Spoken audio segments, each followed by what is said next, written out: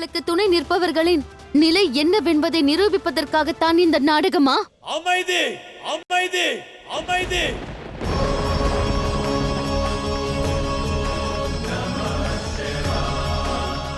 சிவனது எண்ணம் என்றுமே அதர்மத்தை சார்ந்திருக்காது. நான் என் பக்தனை இப்பிரபஞ்சத்தின் முன்னிலையில் ஓர் உதாரணமாக மாற்ற விரும்புகிறேன்.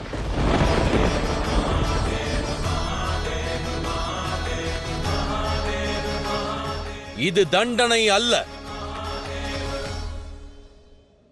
இது கஜாசுரனின் இறுதி வரத்திற்கான தீர்வேயாகும். தாங்கள் என் இருதயத்தில் வசிக்க வேண்டும் மகாதேவா. மகிஷி, தங்கள் மைந்தனின் சவத்தில் சரிபாதி அளவே தகனம் செய்யப்படும் என்று உரைத்ததற்கு காரணம் ஒன்றிருக்கிறது. கஜாசுரனுக்கு உகந்ததை நான் வழங்க விரும்புகிறேன். அவனது சவத்தில் ஒரு பாதி அளவையே தகனம் செய்து மறுபாதியை என் வஸ்திரமாக்குவேன்.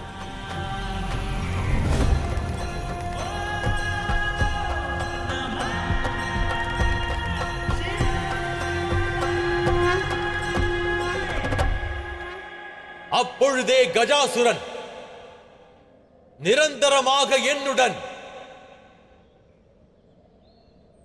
எனது சரீர வசம் இருப்பான்.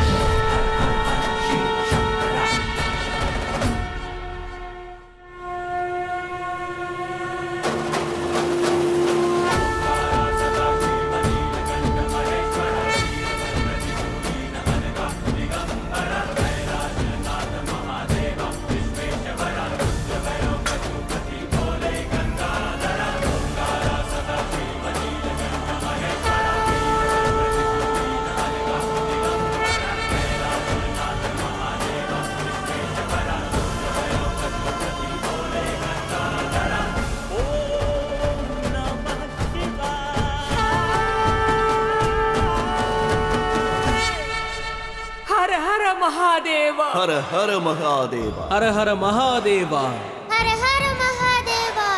ஹர ஹர மகாதேவா. ஹர ஹர மகாதேவா. வேண்டாம் சுக்கிராச்சாரியரே, தாங்கள் என்னை வணங்க வேண்டிய அவசியம் இல்லை. ஏனெனில் இச்சம்பவத்திற்கு மூல காரணமே தாங்கள்தான்.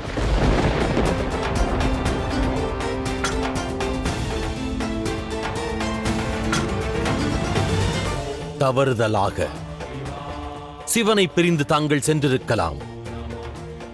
ஆனால் தந்திரமாக பிறரை அசுரராக்காதீர்கள்.